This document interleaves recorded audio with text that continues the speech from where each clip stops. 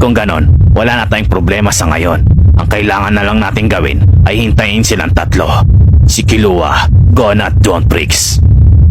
Naiinip na ako. Gusto ko na makita ang dalawang yon. Hindi na ako makapaghintay. Kung gaano na ba talaga sila kalakas.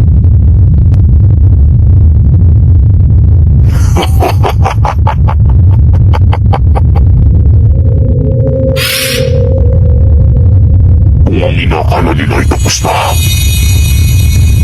hindi pa.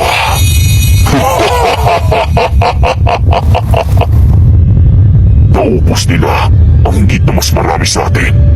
Pero pagkakataonan natin ito.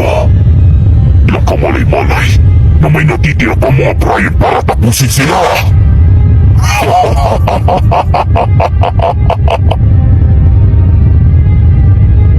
Ngayon, umpisa na natin ang pag-atake sa kanila.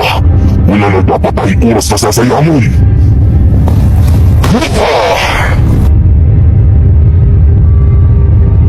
Ah!